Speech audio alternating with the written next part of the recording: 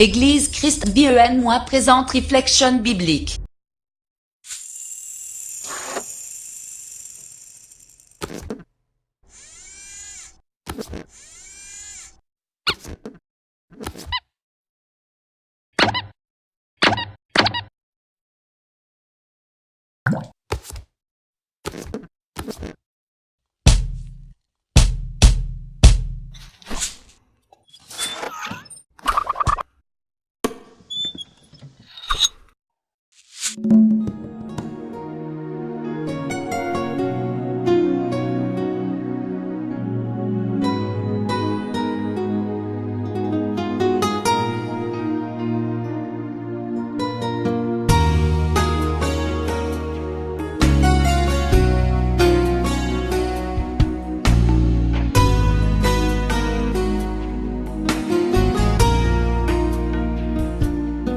Perdóname si ya no hago lo que dices. Perdóname si te entristezco en lo que hago. Église Christ vit en moi présente Réflexion biblique avec le pasteur Jean. Bienvenue frères et sœurs à l'émission Réflexion biblique. Et aujourd'hui, Dieu m'a mis en mon cœur plutôt un sujet que je voulais parler avec vous. Il s'agit du Jardin de l'Éden. Et nous allons voir à travers le chapitre 2 de Genèse ce qui contient, de quoi parle le jardin, de comment il a été fait et tout ce qui s'est passé dans ce jardin. Amen. Mais avant tout, nous cherchons la présence du Seigneur pour que le Seigneur nous conduise dans toute la vérité de sa parole, que le Saint-Esprit nous conduise dans toute la vérité de la sainte parole, au nom de Jésus. Amen et Amen. Nous fermons nos yeux et nous demandons à Dieu qui nous dirige aujourd'hui pour cette réflexion biblique. Amen. Seigneur Jésus, nous t'acclamons aujourd'hui, Seigneur, car nous voulons apprendre de toi une fois de plus, Jésus.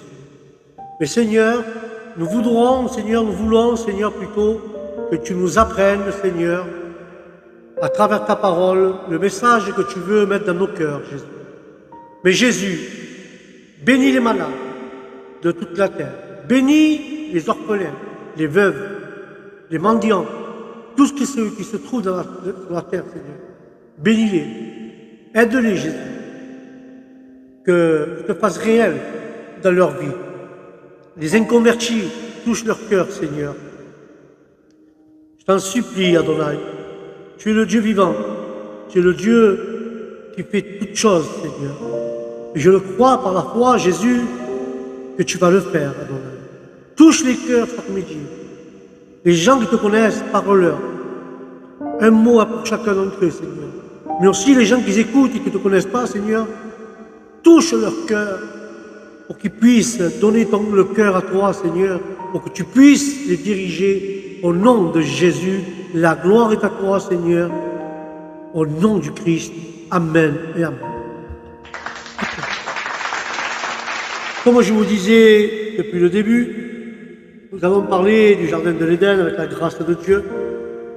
Et là, nous voyons dans le Jardin de l'Éden quelque chose d'extraordinaire, de magique.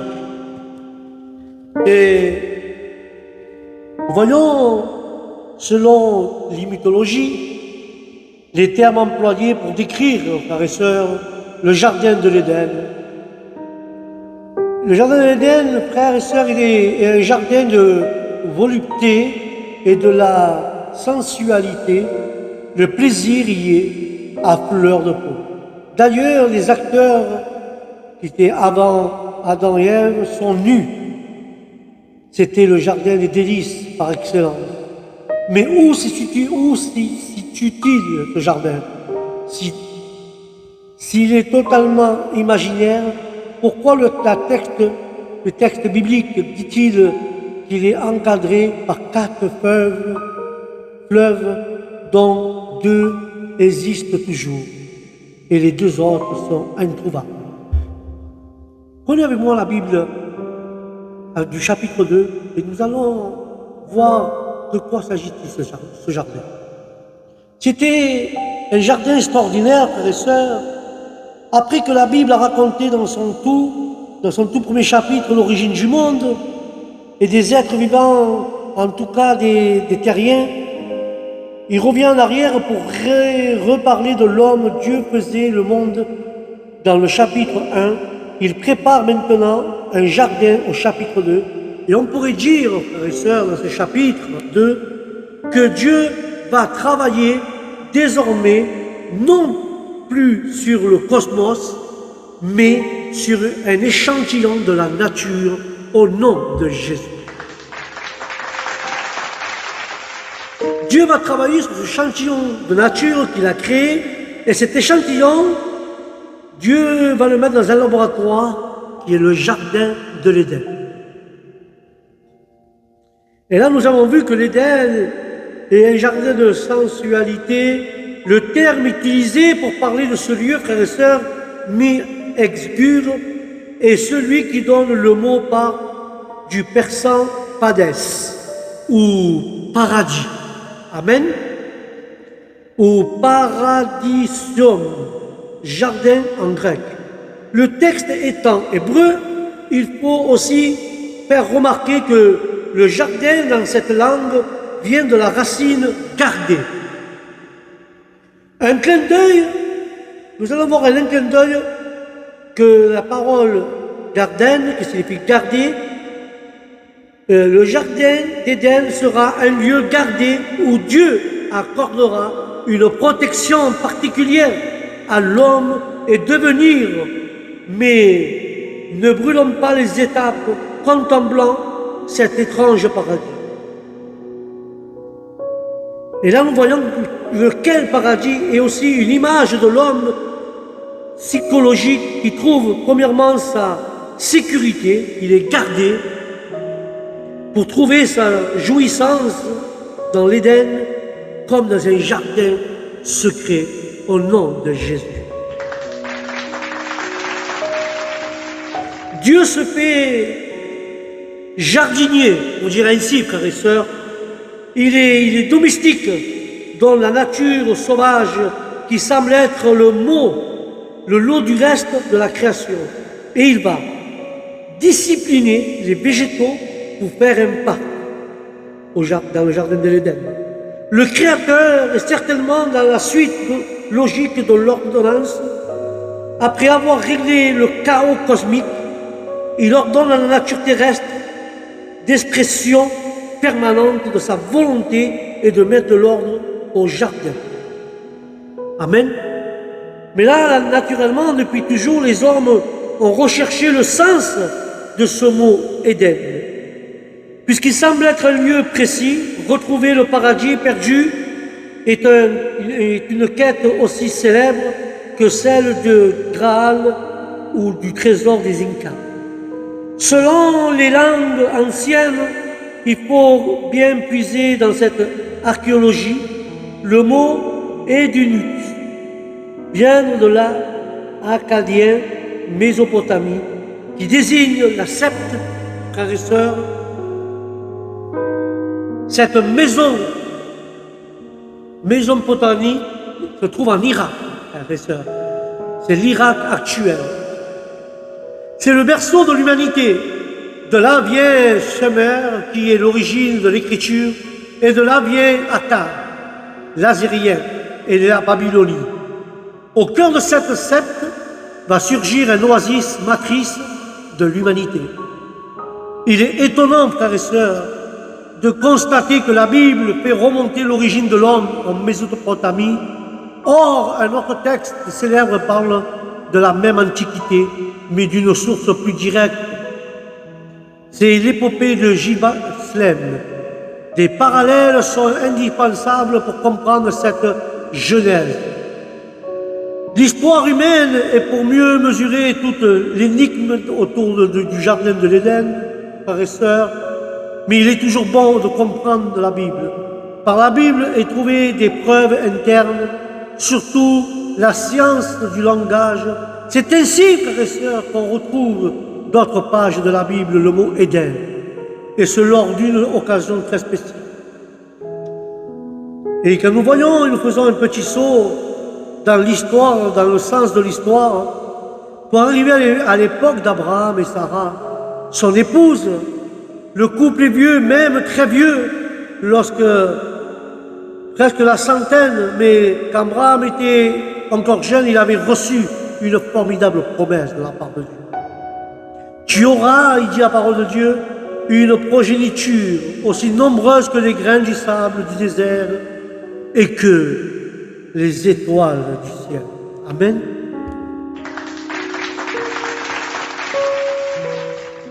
Et là, nous voyons cette superbe avenir en perspective, mais Sarah est stérile. Un détail qui risque fort de mettre au mal la promesse du Très-Haut.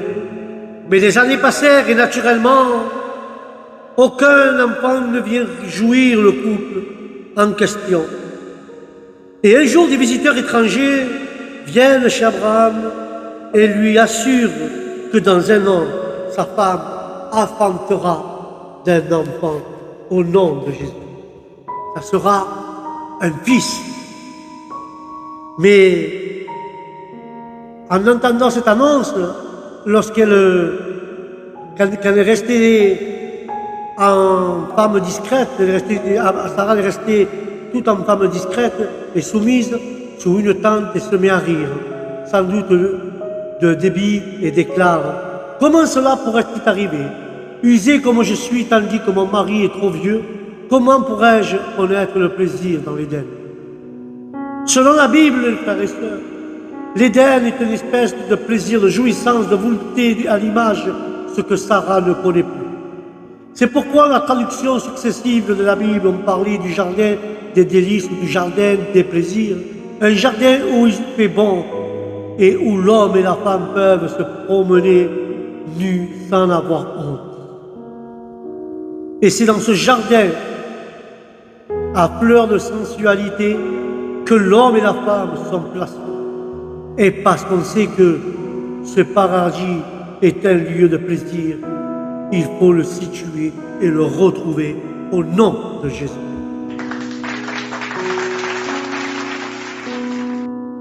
Et là, nous voyons, frères et sœurs, dans ce premier chapitre, nous pouvons voir et comprendre, Seigneur,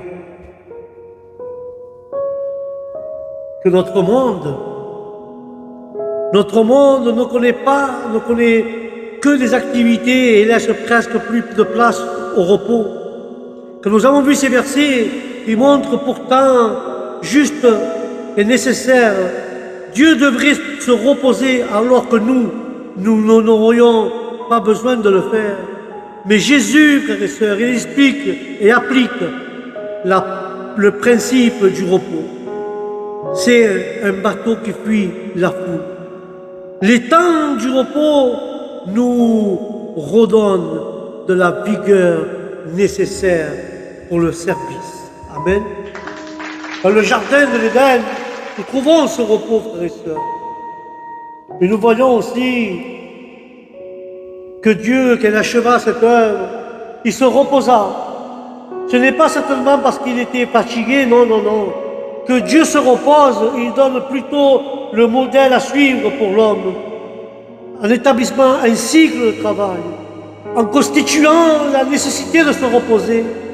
Plus tard, le commandement respectif, ce sera le jour du sabbat transmis à Moïse, qui prendra appui sur la semaine de la création.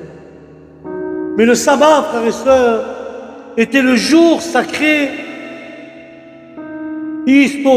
restauré par Dieu dans le cycle hebdomadaire.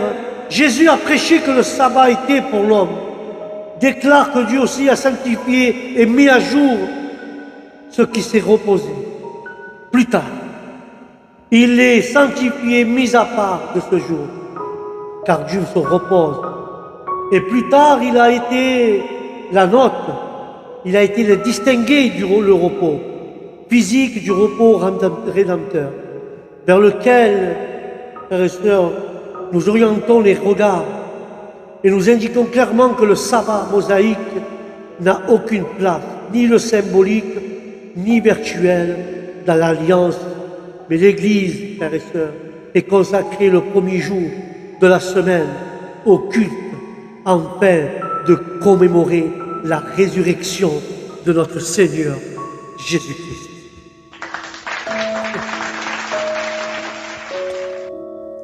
Et nous voyons, frères et sœurs, Dieu se reposa et ses activités créatrices au 7e jour.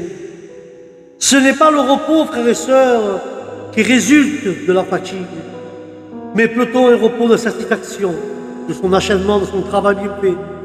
Dieu n'ordonne pas à l'homme d'observer le sabbat en ce moment-là, mais il enseigne déjà le principe du sabbat, du jour de repos par semaine, au nom de Jésus. Et quand nous voyons ce paradis perdu, toutes les mythologies et toutes les légendes parlent de ce paradis perdu. Et celle de Graal, d'un trésor ou même d'un jardin extraordinaire très loin du monde, connu de l'autre côté d'un miroir ou d'un rétroviseur embumé de la nostalgie, c'est alors, frères et sœurs, un lieu inaccessible, sauf pour un héros devant sa passe, pour des aventuriers incroyables, et souvent initiatrices. Ainsi, Gilgabès, roi de l'Antiquité mésopotamienne, devient atteindre un jardin merveilleux au centre de la mer, un jardin peuplé d'arbres en pierre, noté aux pages l'origine des arbres. Par d'ailleurs, un autre héros légendaire, Hercule, qui de son côté doit atteindre le jardin des Hespériques, où il y a des pommes d'or. Nous retrouvons ici un jardin avec des pommes, le jardin de l'Éden, est situé selon la Bible à l'Orient. Voilà un détail intéressant, sauf qu'on ne sait pas à l'Orient de quoi. Et en tout cas, du côté du soleil levant, le soleil levant de ce côté, la vie en découle. Tous les temples sont orientés vers l'Orient, et c'est l'Orient que deviendront plus tard les patriarches bibliques, et de même les mages rendent visite à l'enfant Jésus. Mais la terre d'Orient est elle aussi celui qui donne le mot d'origine. Tout s'explique ou presque. Pour mieux situer le lieu paradisiaque, la Bible donne des détails géographiques qui sont une parenthèse très d'origine et nouvelle dans le récit, jusqu'ici plutôt universel et cosmétique, au nom de Jésus.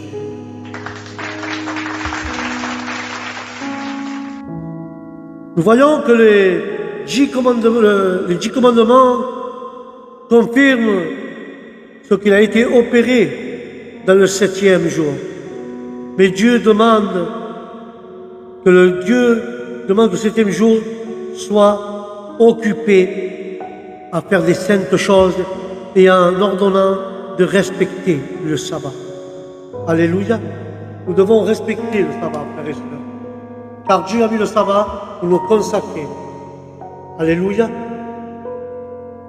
Dieu a mis ce sabbat pour être consacré, frères et sœurs. Et quand nous voyons ceci, quand nous voyons que le sabbat, Dieu nous demande de faire des choses saintes, comme prier, comme lire, comme étudier. Et nous voyons, frères et sœurs, que le Seigneur, Dieu, planta un jardin au pays de l'Éden, là-bas, vers l'est, pour y mettre à l'homme qu'il avait façonné. Il fit pousser du sol toutes sortes d'arbres et d'aspects agréables et aux fruits délicieux.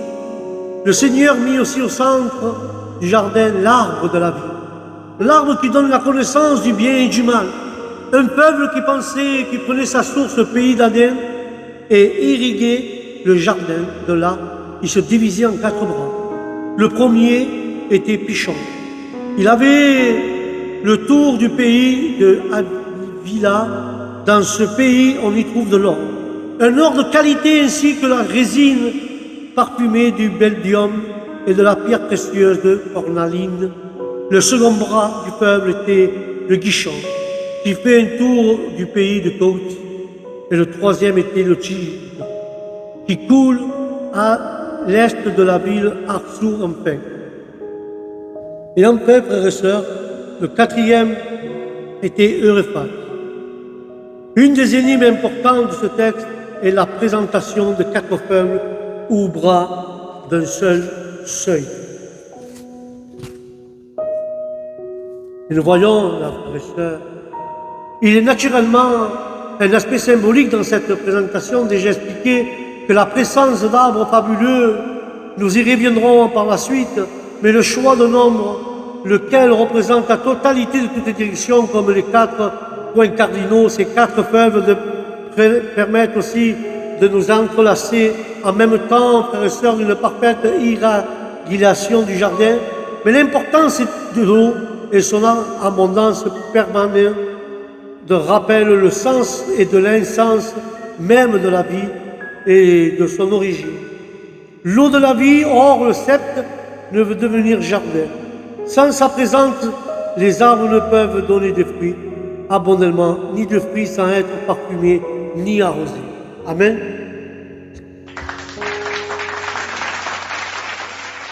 Quatre feuilles par la Bible qui peuvent devenir pour Guy Chalem une mer au cœur de laquelle se trouve un jardin et des arbres qui sont parfaitement nommés. De quoi réjouir n'importe quel Indien ou Indiana Jones. Hélas, 2 feuilles sont totalement inconnues et insaisissables. Le pichon et le guinon, même s'ils sont nommés dans les qualificatifs et les détails satisfaisants et fantastiques, n'en sont point introuvables.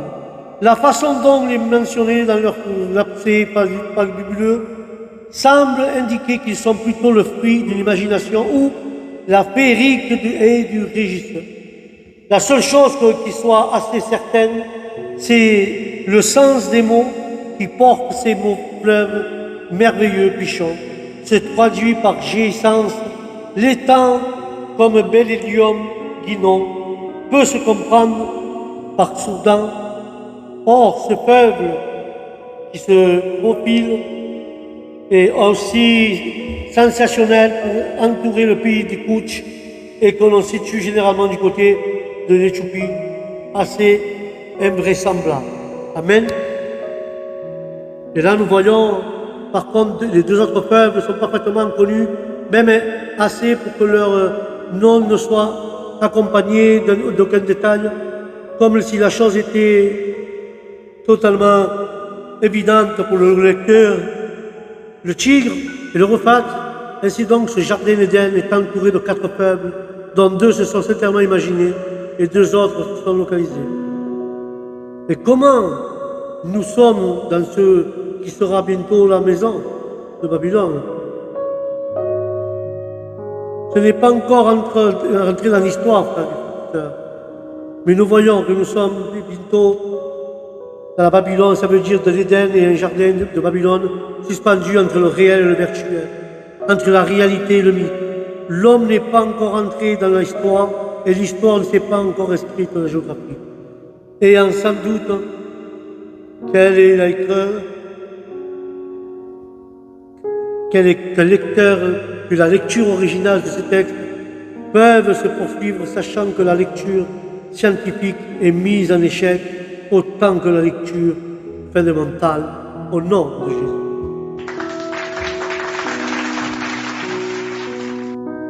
Et nous pouvons voir, frères et sœurs, l'histoire d'Adam, étudier l'histoire de nos ancêtres, nous aide à comprendre la nôtre, frères et sœurs. Adam et Ève,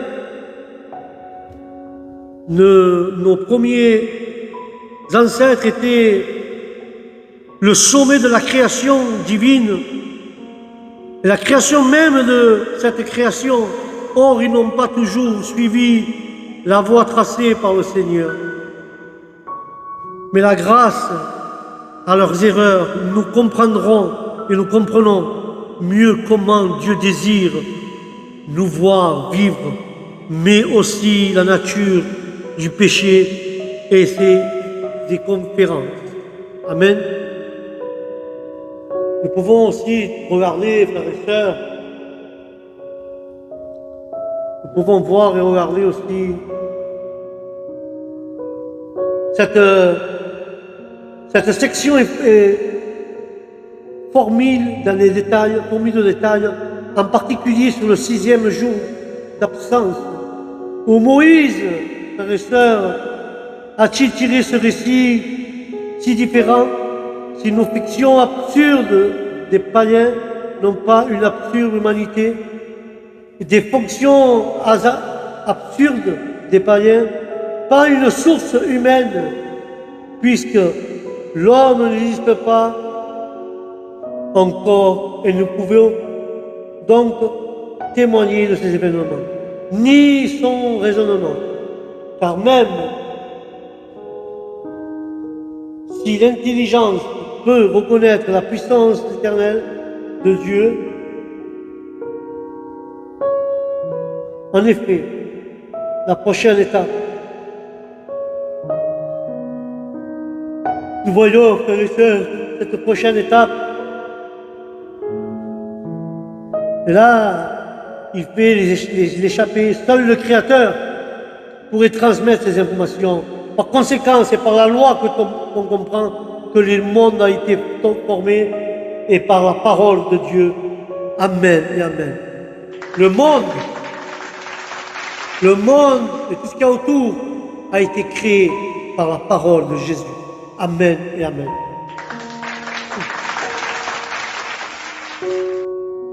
Mais quand nous voyons ses origines, le mot signifie exactement génération en hébreu. Il s'introduit l'histoire de l'humanité sur la terre à partir du 6e jour. Dès lors, jour de la fin de la Genèse, il est question que des astuces sortent, mais aucune Bible, aucune herbe à ne pas comprendre que la verdure créée à ce jour, le mot revoit ici ceux des épines et des ronces consécutives à la malédiction ainsi qu'aux promesses et qu'aux produits cultivés par l'homme. Le 6e jour, tout cela n'existait pas encore, puisqu'il chute, il n'était pas encore intervenu. Il est intervenu par fait de prévoir. S'il n'y a pas de pluie jusqu'au déluge, au moment où ils apparaissent, l'eau à la terre, il se fit jour par les nappes. Les nappes souterraines, frères et sœurs, mais pas intermédiaires. La pluie, frères et sœurs, rend si pénible le travail du cultivateur. Pour cultiver le sol, l'homme ne peut pas faire cela avant la chute.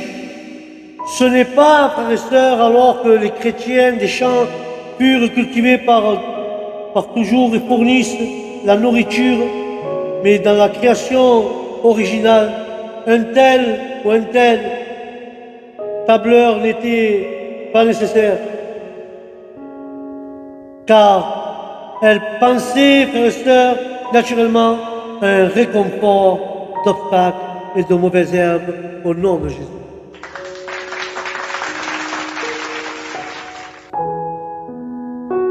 La gloire est à toi, Seigneur. La gloire est à toi, Jésus. À toi seul, Seigneur. Toi seul qui peux le faire, Seigneur. Et nous voyons tout cela, frères et sœurs. Quand nous voyons ce que Dieu a fait dans ce jardin,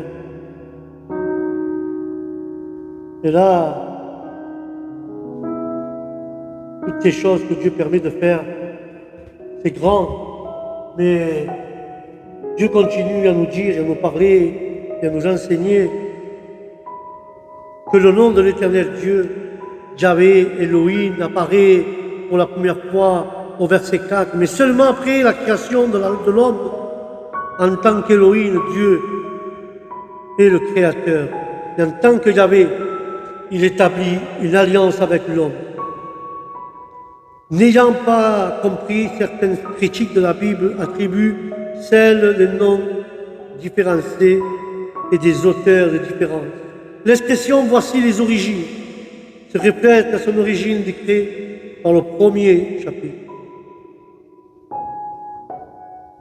L'affirmation « à aucun abstus des champs n'avait aucune sur la terre ni aucune d'herbe des champs qui ne gémait encore » décrit les conditions de la terre lorsque apparut, mais que la végétation est poussée à cette époque. La terre était arrosée par une vapeur plutôt que par la pluie, au nom de Jésus.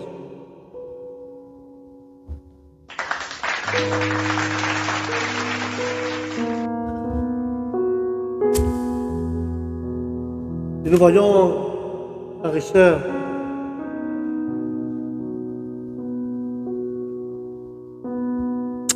et nous voyons ici, dans Genèse, chapitre 23, « Voici la chair de ma chair, voici ma femme. » Mais laissons la Bible relater cet événement. Le Seigneur Dieu prit l'homme et le mit dans le jardin de l'Éden pour le cultiver, pour le garder. Le Seigneur dit, « Il n'est pas bon que l'homme soit seul, je lui ferai une aide pour que cela soit son vis-à-vis. » Alors le Seigneur Dieu fit tomber un profond sommeil sur l'homme qui s'endort. Il prit une de ses côtes et referma la chair, mais la place, on met tout à sa place. Et le Seigneur Dieu forma une femme du même côté qu'il a cette fois prise en disant, l'homme, il aimera vers l'homme. L'homme dit, celui qu'on fait aimer.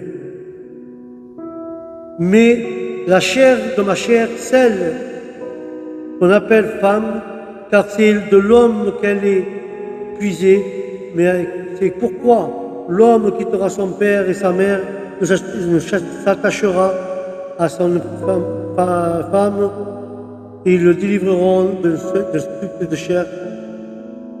Et ils étaient tous les deux nus, Adam et sa femme, et j'en n'arriverai pas honnêtement, ils sont sûrs sur ce morceau. Nous devons être sûrs. Adam et sa femme, ils étaient sûrs là où ils étaient. Et nous pouvons voir que l'histoire d'Adam, étudier l'histoire de cet Adam, nous améliore-t-il pas à comprendre à notre Adam et Ève en premier?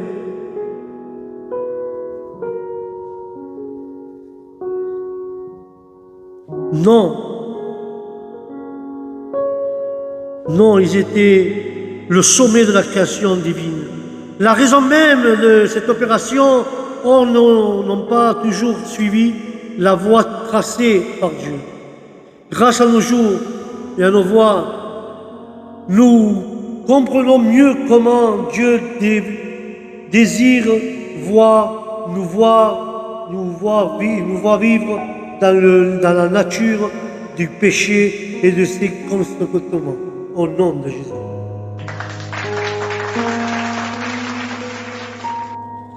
Quand nous voyons, frères et sœurs, que la Bible nous raconte, la Bible, c'est un puits inépuisable, frères et sœurs. C'est incroyable.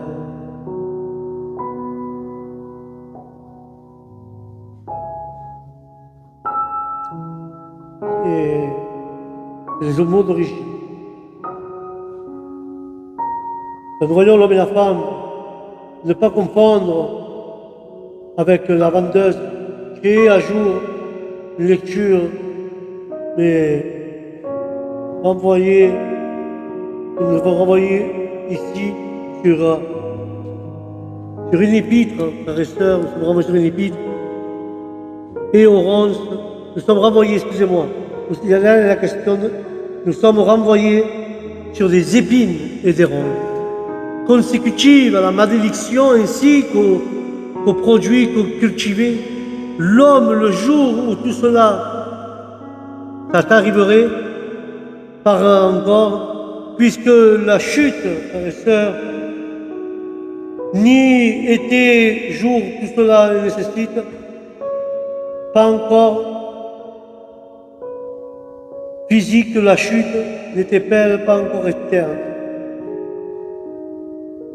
Par paix, par plaisir, il y eut de la pluie jusqu'au déluge, moment où approvisionnement de l'eau de la terre, il n'est plus que la nappe souterraine, mais par intermédiaire de la pluie,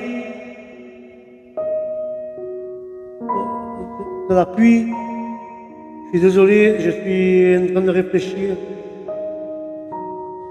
que Dieu est grand, était nécessaire et pousse naturellement et sans rencontre ni d'obstacle de mauvaises herbes. Mais nous pouvons continuer qu'il faut comprendre comment faire de l'eau et monter du sol pour former des sources et rebondir toute la surface de la terre et d'un cycle interrompu auprès de la chute et de la...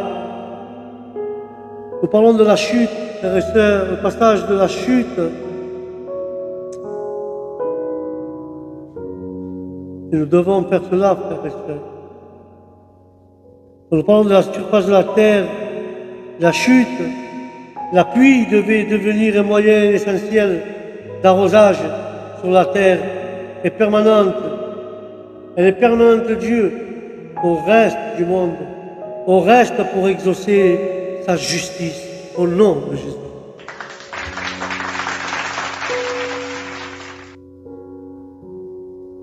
Et nous voyons ce récit de la création de l'homme, emploi de termes qui donnent l'image du maître artisan en train de le façonner.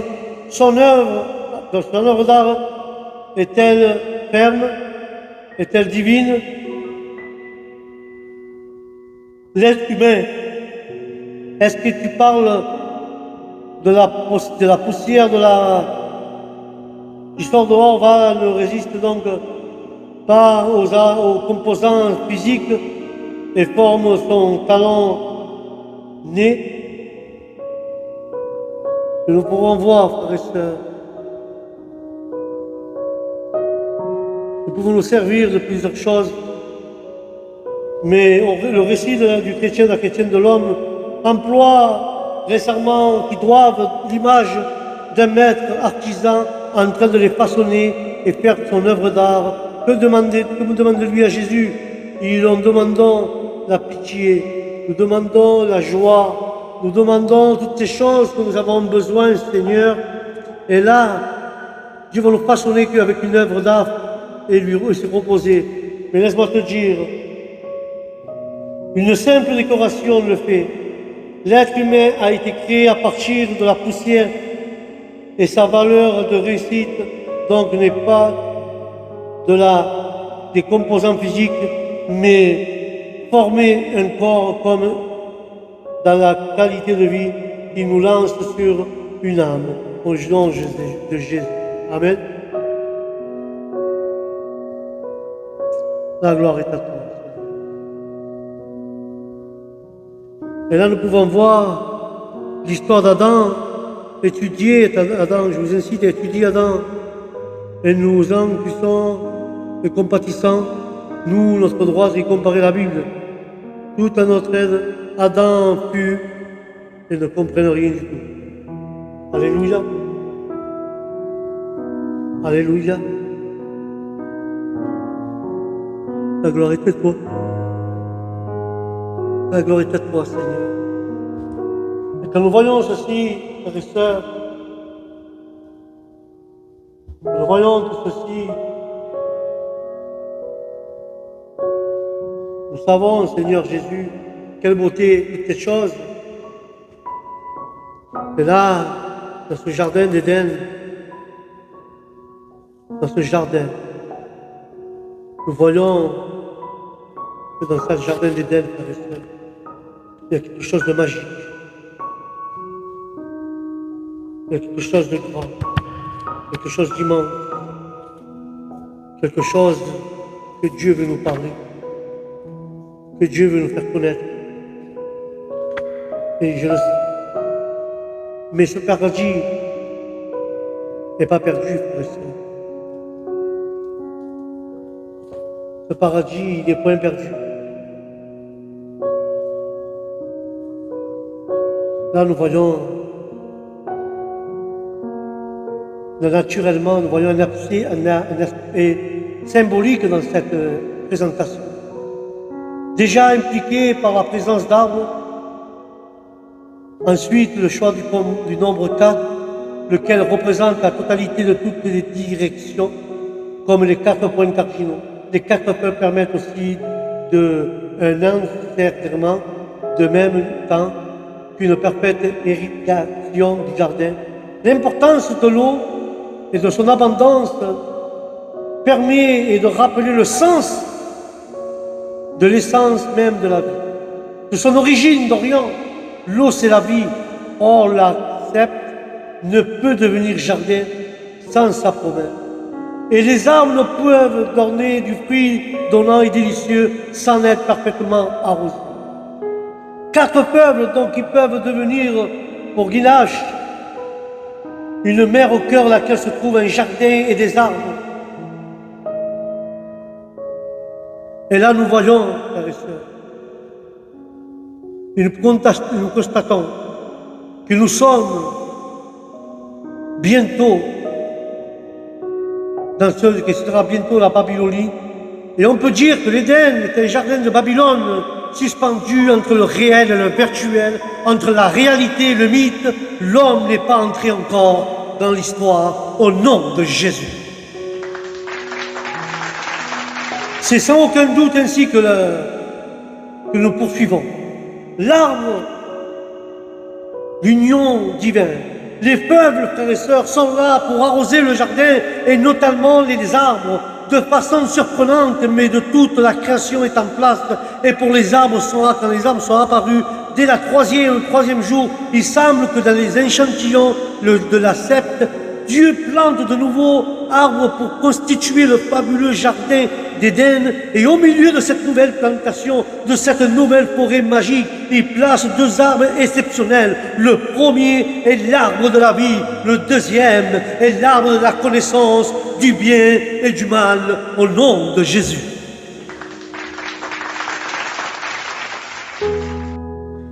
Et Dieu décore et peaufine avant l'entrée en scène des êtres humains. Et déjà le regard est attiré par ces 2 arbres, dont un, on le prenne dans le présent et l'arrivée et pas au don. Mais l'arbre, frères et sœurs, et surtout celui qui cache la forêt, est une image essentielle dans la mythologie des religions, plus qu'un symbole, frères et sœurs. Il est un élément important dans le cycle de la régénération de la nature. Il est aussi, par sa stature, un trait d'union entre la terre et le ciel. Dans le domaine des spirituels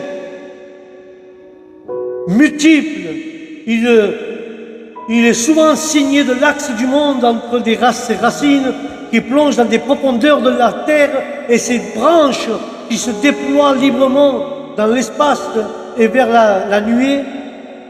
Mais dans plusieurs religions, l'arbre est lié à une divinité. Le sapin est associé au dieu Attis, dieu piscien de la végétation.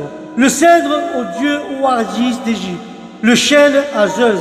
Et en Grèce, le laurier à Apollon. L'arbre est signe de vie. Ainsi, en Égypte encore, la déesse Hathor est un arbre duquel il donne à l'âme du mort la nourriture. Dans la Bible, les rois des nations sont parfois d'initiés et comparés à des arbres.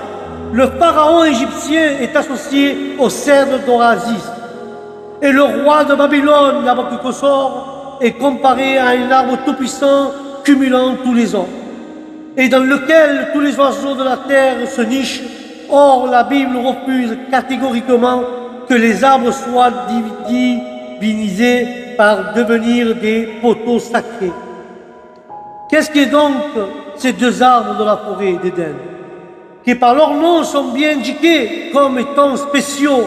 L'arbre de la vie, dont parlent les premiers chapitres de la Genèse, fait penser encore une fois à l'épopée de Gilgamesh, lequel va au cœur de la forêt pour cueillir la plante de la vie, munie de nombreuses épines, telle est la rose au nom de Jésus.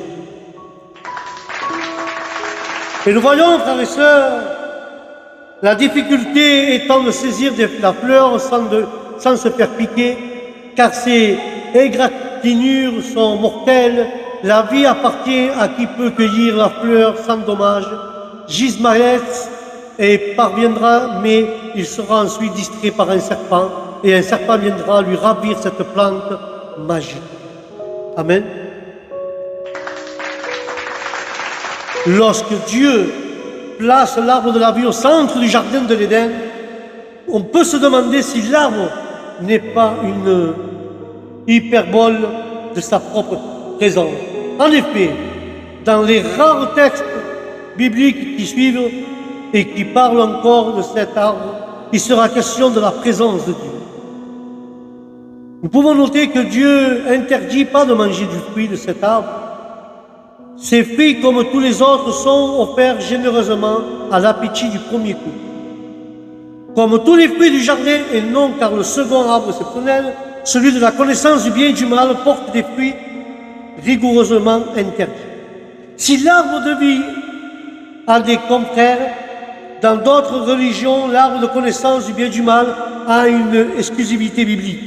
L'absence de toute la mythologie ancienne, il est aussi superchénant l'absence de toutes les autres pages de la Bible, et en d'autres termes, cet arbre est mentionné que dans toutes les premières pages de la Bible, puis il semble disparaître totalement et on n'en parle plus jamais plus. Ce serait augmenter la dimension mystérieuse de cet arbre pour le coup de fabuleux.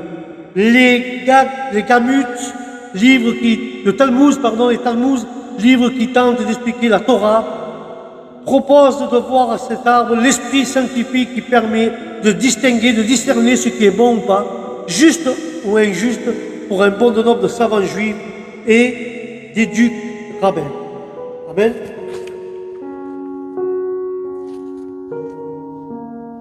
Mais quand nous parlons de cet arbre, frères et sœurs, de celui de la confusion du bien et du mal, plus que celui de la connaissance, malgré du fruit de cet arbre, c'est entrer en confusion dans le mélange, genre finalement dans le chaos, manger, melaxer, mélanger.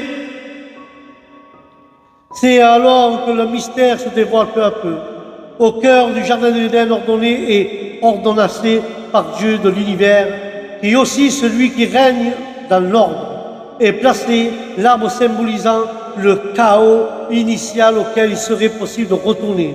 L'arbre de la vie étant celui de l'ordre, l'arbre de la confusion celui de l'avant-création du chaos possible. D'où vient le verdict? Si vous en mangez, vous mourrez et vous perdrez contact avec moi, avec Dieu. L'autre arbre, celui de la vie, la dualité éternelle est en place, le bien et le mal, la lumière et les ténèbres, la vie et la mort, le jardin des délices, de tous les plaisirs deviennent comme si ce doit le lieu de toutes les tentations possibles. Le même Dieu qui plante le jardin et y place les deux arbres dont l'un est mortel et l'autre est la source de vie, il dira dans quelques pages plus loin dans la Bible, voici j'ai mis devant toi la vie et la mort, choisis la vie afin que tu vives. Le choix, voilà l'inévitable, l'incontournable choix qu'enfin crée de l'homme un être responsable et au libre, sans quoi il est fait de tout et sans doute de toutes les erreurs possibles. Saisir la liberté, c'est l'aspiration, c'est la hôte de l'homme. Sans être libéré, il n'y a rien. D'où la présence redoutable de ces deux arbres au cœur du centre de la forêt. Voici, frères et sœurs, le Seigneur a planté ce décor. C'est un lieu du prochain drame. Dieu a fini le jardin selon l'expression biblique. Il prend l'homme pour le mettre dans le jardin où il le prend-il sinon de la création du 6e jour. pour le déposer là, dans le 7e, destiné au repos, comme le jardin semble un échantillon amélioré de la création dans tout entière. L'homme, frères et sœurs, est une personne de terre, il est terreux et va être placé dans un lieu cultivé où sa propre culture doit s'améliorer, sa gradation et sa évolution, son échelon, plus sa progression. L'homme est en passé de devenir un surhomme, habile du souffle divin. Il est prêt à cultiver, c'est-à-dire à rendre un culte à la terre, jusqu'ici un culte. Du culte de la terre au culte de Dieu créateur. Il n'y a qu'un coup de bêche dans le jardin à donner, et le jardin n'est pas seulement un lieu protégé qui va servir de laboratoire pour Dieu, comme pour l'homme, c'est aussi un paradis perdu, obligé, le souvenir ancestral d'une sédération initiale et disparue. L'expulsion du parallèle, ça sera le début du normalisme. Pour l'heure, frères et sœurs, l'homme doit, comme les arbres, chercher et trouver ses racines envers Dieu au nom de Jésus de Nazareth. L'homme doit chercher ses origines, ses racines. Alléluia. L'homme doit chercher tout cela, frères et sœurs. Mais nous voyons ce récit de la création que l'homme emploie, des termes qui donnent l'image du maître, artisan en train de façonner son œuvre d'art et lui donner vie. Il complète avec une simple déclaration de fait que l'être humain a été créé à partir de la poussière et sa valeur ne réside donc pas dans les composants physiques qui forment son corps, mais dans la qualité de vie qui forme son âme, au nom de Jésus. Mais le jardin de l'Éden, les Babyloniens l'appellent aussi Édunus, la terre verte, luxuriante, jaillissante, l'eau. Aujourd'hui, le terme oasis décrivait un tel endroit, un jardin magnifique, un paradis sans équivalent dans tout ce que le monde a connu. Depuis où Dieu entretenait une relation avec eux, qu'il avait créé à son image, l'emplacement exact du jardin, frères et sœurs, est inconnu. Si du côté de l'Orient, et à comprendre rapport à l'endroit où se trouve Moïse, lors de la rédaction de la Genèse, on peut se situer dans la région de Babylone, en Mésopotamie. Mais là, nous voyons aussi, frères et sœurs, l'arbre de la vie. Il s'agit d'un véritable arbre après des prospérités qui lui permettent de soutenir la vie éternelle et se trouver au centre du jardin. Mais Adam pouvait l'observer et manger. Certainement, frères et sœurs, ces fruits étaient là pour lui, pour qu'il puisse vivre. Et un tel arbre symbolise l'arbre de la vie éternelle, aura sa place dans les nouvelles connaissances. Frères et sœurs, ce nom est peut-être en rapport avec l'épreuve à laquelle nos ancêtres furent soumis pour déterminer s'ils tournèrent bien ou mal, s'ils allaient obéir à Dieu ou pas, ou désobéir à son commandement. Il s'agissait probablement d'une grande source qui jaillissait dans ce jardin, frères et sœurs, en provenance d'une nappe phréatique souterraine.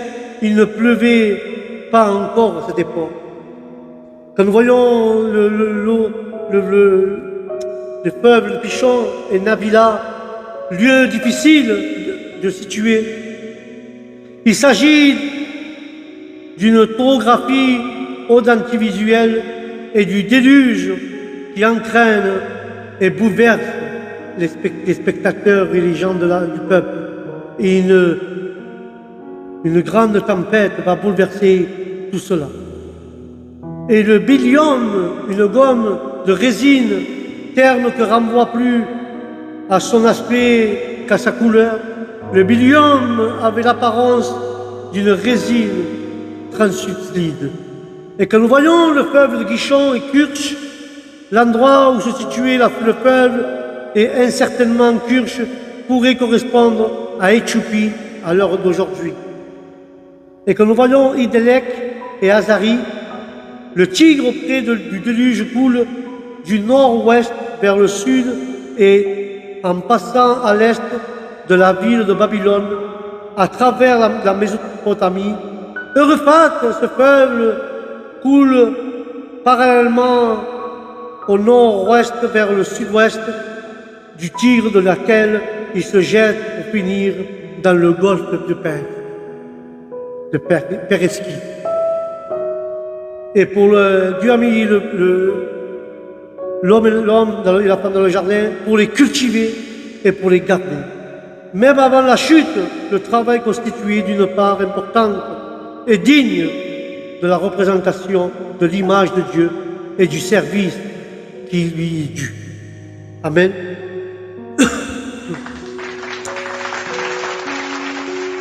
Puis Dieu lui dit qu'il allait mourir, certainement.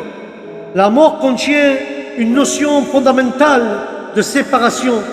Il peut agir d'une séparation spirituelle, d'une séparation physique ou d'une séparation éternelle. Lorsque ils péchèrent, Adam et Ève moururent spirituellement, mais comme Dieu est plein de grâce, il ne mourut pas physiquement, en tout cas pas tout de suite. Mais aucune raison n'est donnée sur cette interdiction, à part le fait qu'ils agissent d'une mise à l'épreuve, voire. Il n'y avait rien de magique sur cet arbre. Ça mangeait, ni le fruit après son avoir mangé ça. Mais l'interdiction de la part de Dieu donnait en effet à l'homme la connaissance du mal, lorsque le mal peut être défini comme le fait de désobéir à Dieu. L'homme avait déjà la connaissance du bien. Amen. Mais Dieu va plus loin, il dira, c'est pas bon que l'homme reste seul. Lorsque Dieu fit le constat que la création était très bonne, ce fut là considérant comme le résultat parfait sur la condition de l'homme pourtant. Et nous voyons cette condition, frères et sœurs,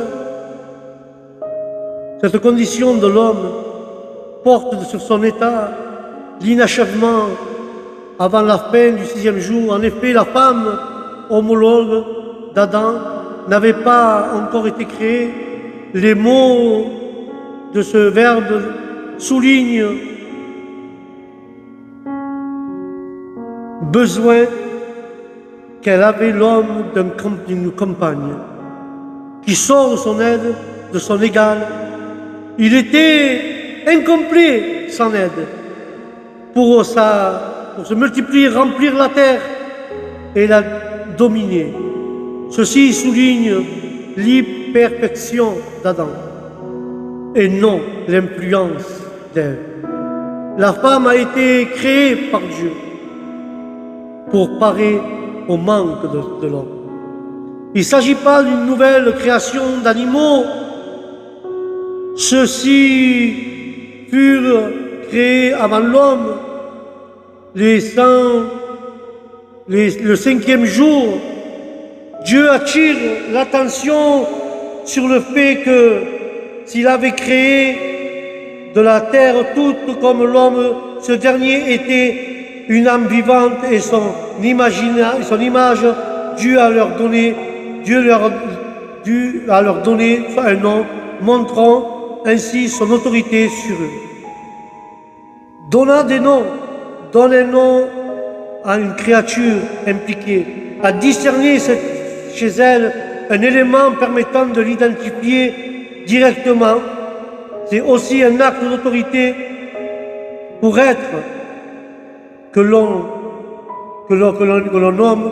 Il n'existe aucune parenté entre l'homme et un ou l'autre des animaux, puisque aucun d'eux ne convenait, comme compagnon pour Adam.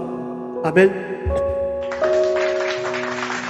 Et l'un de ces côtés pouvait aussi agir sur le plan, sur la chair évidemment, chair de ma chair, opération divine, me présente aucun problème. C'est le premier acte de guérison qui a écrit dans les Écritures au nom de Jésus. Et après il dira, hors de mes eaux, envolé, typiquement Adam traduit le plaisir d'éprouver face à cette compagne renouvelée, trouver l'homme, le nommer femme. Car elle a pris l'origine en lui, la racine en lui, le mot femme signifie doux. Elle est vraiment été créée à partir de ses os et de sa chair. Il y a un lieu très étroit entre eux. Amen. La parole dira, il quittera toute sa famille et s'attachera à sa femme. La relation conjugale est la première institution humaine établie par Dieu. La responsabilité d'honorer les parents ne prend pas la fin lorsque nous les quittons pour nous marier, mais il y a l'inauguration d'une responsabilité fondamentale. Un nouveau verbe, s'attacher, implique une onction permanente et indispensable sans ce que le divorce soit envisagé. Amen.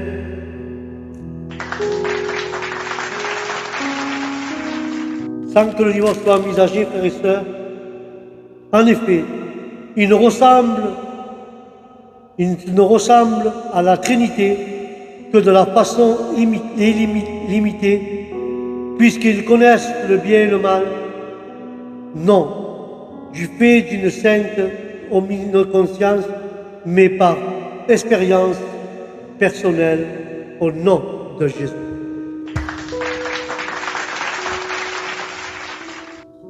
Et là, nous pouvons voir la mention de la poussière de la terre indique, frères et sœurs, qu'il n'y a rien de particulier, extraordinaire dans la composition chimique de notre corps. Celui-ci était une coquille de vie jusqu'au moment où Dieu a donné par son souffle de vie. Lorsqu'il retire ce souffle, le corps retourne à la poussière. Notre vie comme notre valeur viennent donc de l'Esprit de Dieu. Alléluia. Certains se vantent de leur réalisation, de leur capacité, comme si tout dépendait d'eux. D'autres se sentirent inutiles parce que de leurs compétences passent inaperçues. Et en réalité, notre valeur ne vient pas de nos exploits, mais de Dieu, de l'univers qui choisit de nous accorder le don mystérieux du miracle de la vie. Mettons-nous, et frères et sœurs, prenons autant que lui de valeur dans notre vie, au nom de Jésus. L'arbre de la vie, de celui de la connaissance du bien et du mal, frères et sœurs, sont-ils vraiment des arbres? Dieu opère différemment, tout plus couramment en avançant. Les arbres sont réels mais ont une signification symbolique de la vie éternelle avec Dieu et symbolique par acte de manger du fruit de l'arbre de la vie. Les arbres sont réels, ils possèdent des propriétés spéciales qui mangent l'arbre de la vie. Adam et Ève auraient pu avoir la vie éternelle et de jouir d'une relation permanente dans le Seigneur en qualité d'enfant de Dieu. Quoique qu'il en soit, le péché d'Adam est livré avec le péché, excusez-moi, le péché d'Adam et de Ève les a séparés de l'arbre de la vie et les a donc empêchés d'obtenir la vie éternelle. Mais nous voyons l'arbre de la vie, frères et sœurs, qui réapparaît dans l'Apocalypse 22, dans la désorption du peuple qui jouit de la vie éternelle. Il y a plusieurs de guérisons de toutes les nations. Le nom de l'arbre de la connaissance du bien et du mal, qui implique que le mal a déjà fait incorruption. Ce n'est dans le jardin, lors de la chute de Satan. Dieu rend Adam responsable du jardin, frères et sœurs, du jardin interdit de manger du fruit de la connaissance. Et aussi Dieu lui laisse beaucoup de responsabilités, frères et sœurs. Mais aujourd'hui encore, Dieu nous met en place devant des choix.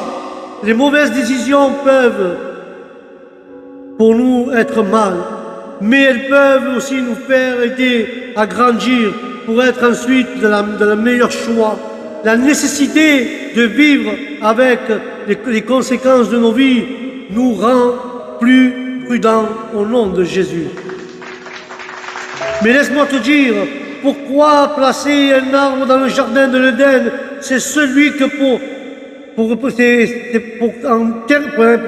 interdire ensuite la consommation. Mais Dieu veut qu'Adam exauce ou exopte et comprenne toutes choses, qu'ils obéissent et qu'ils aient laissé la liberté de choisir. Sans cela, ils seraient comme un prisonnier et une désobéissance serait sans symbole, serait une très grande chose, Seigneur Jésus. Et nous pouvons, frères et sœurs, constater cette existence de la liberté et la faisons entendre ce chaos au nom de Jésus. Mais la création est incomplète sans Ève. Dieu ne la forme pas à partir de la poussière de la terre, mais à partir de l'homme. Il veut ainsi symboliser l'union conjuguée dans laquelle l'homme et la femme vont plus loin encore qu'un mystère de cœur et de vie. Mais à travers la Bible, il apparaît que Dieu prend cet engagement très au sérieux. L'objectif du mariage est bien plein. Et Dieu a mis bien plus que ça, et bien plus que de l'amitié, c'est une union totale au nom de Jésus. Nous devons avoir une union totale avec tout le monde.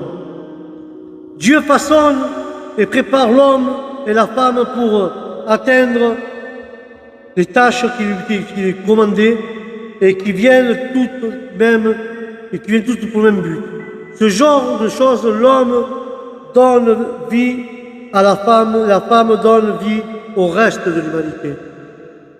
Chargé de rôle, il se comporte par des privilèges éducatifs.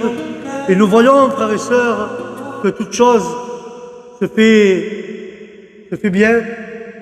Et nous voyons, Seigneur, que Dieu a fait les choses bien, comme il devait les faire.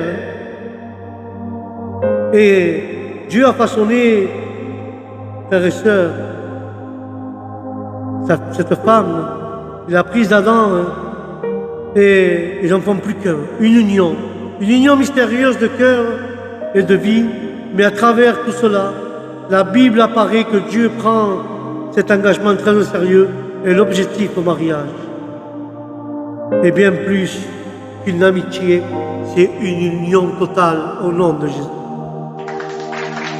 Mais Dieu façonne et prépare l'homme dans chaque chose différente.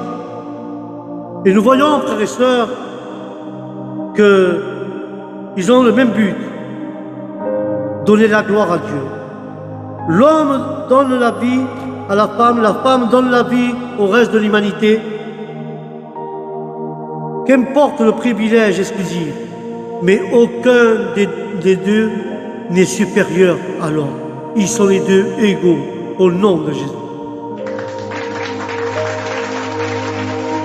Le mariage, frères et sœurs, quand nous parlons, le mariage est le cadeau de Dieu à Adam et de Ève, qui ont été parfaitement créés l'un pour l'autre. Il n'est pas institué par simple commodité, ce n'est pas non plus inventé par une société particulière, il est institué par Dieu sur 3 bases. L'homme quitte ses parents et s'engage publiquement envers sa femme. Deuxième base, l'homme et sa femme sont unis par leur responsabilité de rechercher le bien-être de l'autre et qu'il aime exclusivement. Et le troisième point, c'est les deux ne font plus qu'un dans l'intimité de l'union. On est réservé à ce niveau d'engagement au mariage solide et comporte ces 3 aspects au nom de Jésus. Mais les 3 points, c'est l'homme quitte ses parents et s'engage auprès de sa femme.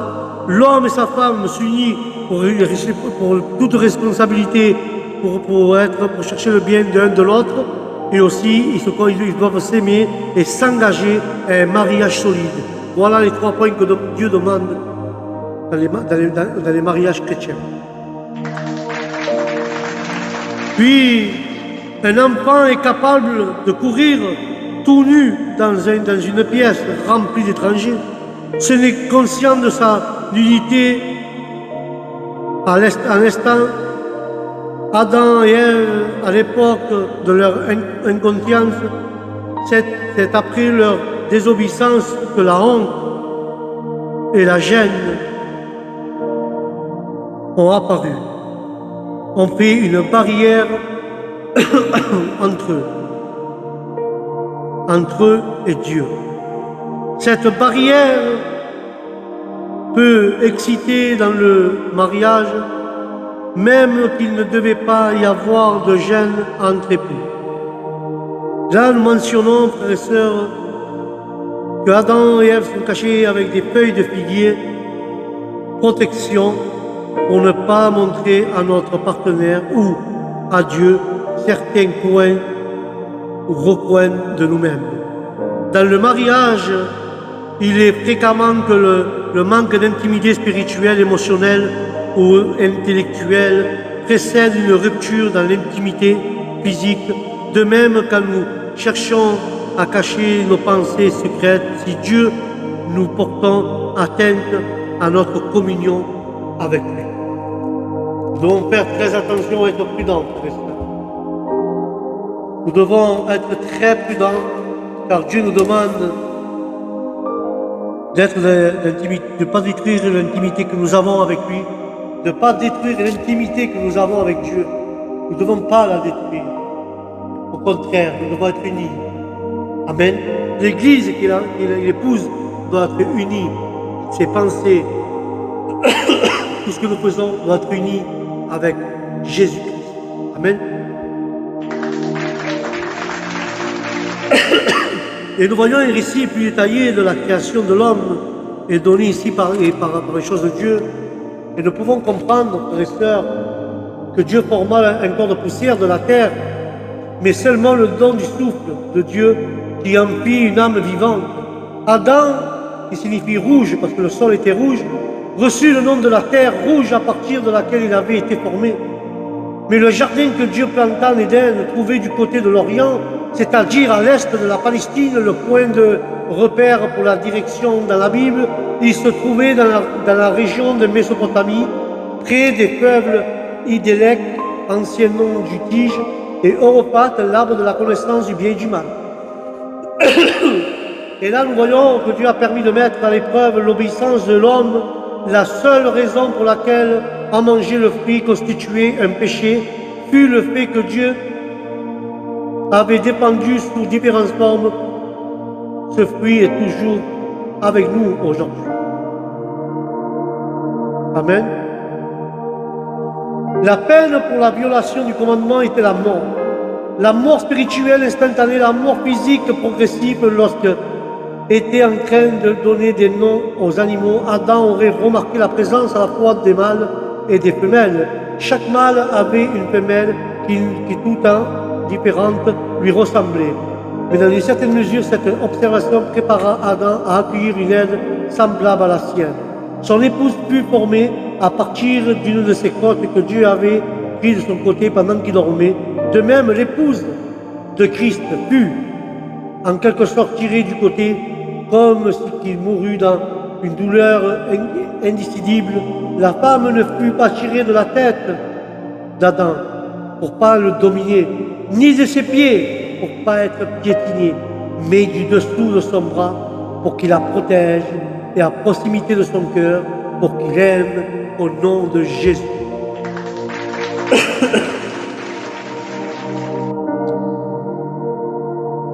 Mais dans ce couple, Dieu donna l'autorité à l'homme avant même que le péché ne fût l'apparition. Paul s'appuie sur le fait, à partir de l'ordre de la création, l'homme fut créé en premier et du but de la création, la femme fut créée à cause de l'homme. Et son significatif de la femme pécha d'abord, néanmoins, pas un seul homme, le péché n'est rentré dans le monde. Et, ayant l'autorité sur sa femme, l'homme était responsable de ses actes. Et au verset 19, nous pouvons remarquer que c'est plus clair en employant le plus parfait mot. L'Éternel Dieu avait formé tous les animaux, c'est-à-dire avant de créer l'homme. Par cette déclaration, Dieu institue le mariage comme l'union d'un homme et d'une femme pour la vie. Comme toute institution divine, le mariage fut établi pour le bien de l'être humain. Par conséquent, on ne saurait le violer impunément.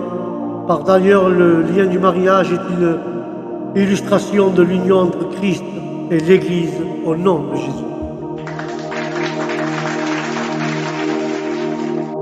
Et je veux conclure avec cela. Adam et Ève vécurent dans le jardin de l'Éden sans vêtements, mais ils n'avaient point honte au nom de Jésus. Nous avons, frères et sœurs, fini avec cette réflexion biblique, mais la base de cela, frères et sœurs, la base, c'est le jardin de l'Éden. Tout est sorti de là. Le péché, le mariage, toutes les choses bien et mal sont sorties de ces arbres. Là-bas, Dieu a dit qu'il y avait deux arbres. L'arbre de la vie et l'arbre de la connaissance du bien. Il y en avait deux. Dieu a planté deux arbres, et c'était Adam et Ève. Ève qui signifie vie, et Adam, terre. Ces deux arbres que Dieu a plantés,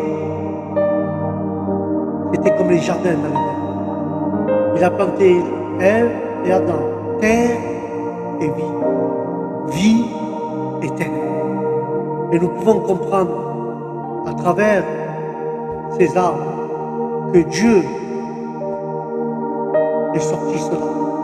Et les deux arbres que Dieu a plantés, c'est Adam et Ève. Et d'Adam et Ève est sorti tout cela que je vous ai évoqué.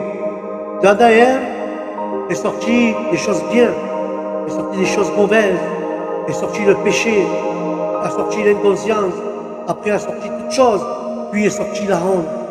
Dans ce livre de la Genèse, ce que nous avons lu du Jardin d'Éden, quand Dieu a planté les deux arbres de la vie, la connaissance du bien et du mal, et les deux arbres appelés Adam et Ève, là nous avons vu le premier péché qui était la désobéissance, nous avons vu la première chute, nous avons vu la première malédiction que Dieu a mise sur la terre, nous avons vu toutes ces premières choses, toutes ces choses se sont passées dans le Jardin de l'Éden.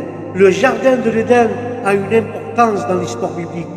C'est le commencement de tout.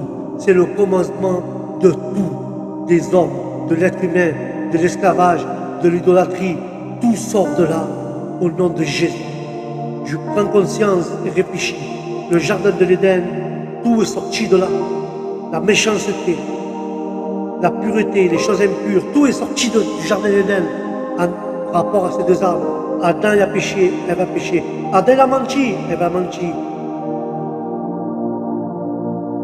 Tout sort de ces deux arbres, la connaissance du bien et du mal. Nous devons voir la connaissance entre le bien et le mal. Que ce soit toi et ta femme, si tu vas faire quelque chose de mauvais et ta femme, quelle est ta conscience à toi, qu'elle dise ça c'est mal, ne le fais pas, c'est mauvais pour Dieu. Ou le contraire, toi ta femme ne fais pas ça, c'est mauvais pour Dieu. Nous devons voir, nous sommes deux arbres, nous devons avoir la connaissance du bien et du mal, ce que nous voyons, ce que le diable veut nous tenter, que Dieu le rémunère. Nous devons avoir la conscience dans les choses de Dieu pour pouvoir intervenir au nom de Jésus. Voilà mes frères, notre réflexion biblique arrive à son terme. Je vous dis au prochain programme que Dieu vous bénisse, que la paix de Dieu soit dans nos cœurs. Shalom, à la prochaine émission.